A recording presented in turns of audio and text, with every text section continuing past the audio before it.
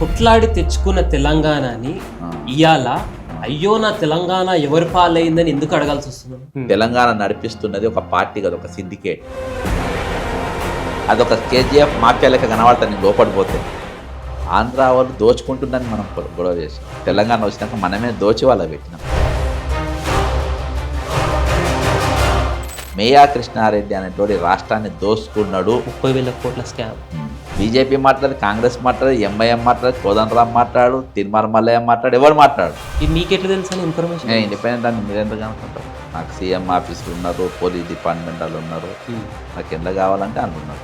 నా ప్రతి కదలిక ట్యాపింగ్లోనే ఉంటుంది, నా ప్రతి ఫోన్ ట్యాపింగ్లో ఉంటుంది. ఎవరైనా టార్గెట్ చేస్తున్నారు?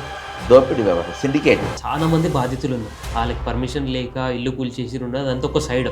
ఇప్పుడు ఇల్లు లేదు, లోన్ కట్టాలా, వాళ్ళ గురించి ఏం చేస్తుందన్న గవర్నమెంట్? ఇల్లు ఎవరు కూలగొట్టినానా? రేవంత్ సార్ కూలగొట్టారు. అవునా? ఒక అమ్మాయి మీద సామూహిక అత్యాచారం జరుగుతూ ఉంటే ఎట్లా చూస్తూ ఉంటారో ఈరోజు మనం అట్లా చూడాల్సి వస్తుంది.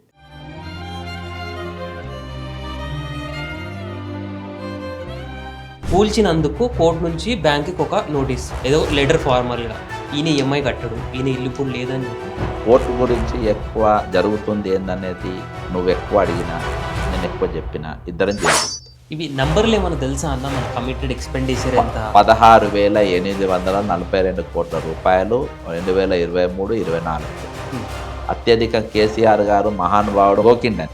అదే ఇదంతా చూస్తే మీకు ఏమనిపిస్తుంది? 10 ఏళ్ళ బీఆర్ఎస్ ప్రభుత్వం బాగుండేనా, ఇప్పుడు ఈ 2.5 ఏళ్ళ కాంగ్రెస్ పాలన బాగుంది? పొయ్యిలో కూర్చున్నా, పొయ్యిలో మంచిగా గాలినవా, పెనం మీద బాగా గాలిందంటే 2 జాలలో గాలింది. ఇప్పుడు జడ్సన్ అన్న ఆదాయం ఏందని అడిగితే ఏం చెప్తారా?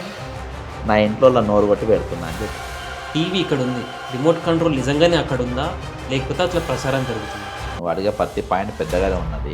జీవన్ రెడ్డి అది 9 వద్దులు కాకముందే పూల పనులు, పెళ్లి సూపులో పోయింటే పూల పనులు కూడా చేసుకొని వచ్చి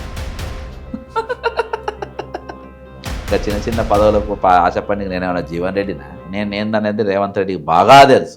తీర్మానం మళ్ళీ ఇంటర్వ్యూ చేస్తాను. Max fixing question. జల్సన్ అంటాడు ఎవరు? జల్సన్ అంటాడు ఒక యావరేజ్ లీడర్ అని చెప్పి.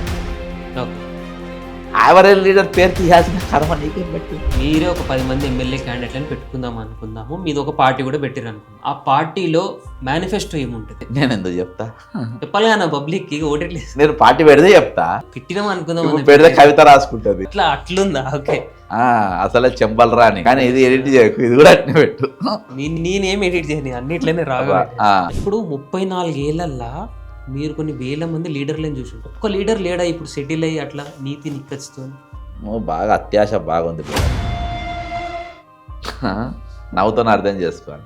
రాహుల్ గాంధీ ఇంత ఐడియాలజీ ఉన్నాడు, ఒక రెడ్ హ్యాండ్ ఓడుకున్నోట్ల దొరికిన దొంగను తీసుకొచ్చి వేరే పార్టీకి తీసుకొని వచ్చి సీఎం చేసుకుని అంత కష్టం ఎందుకు వచ్చింది? స్కామ్ బయటికి తీసిన వ్యక్తిని నేను.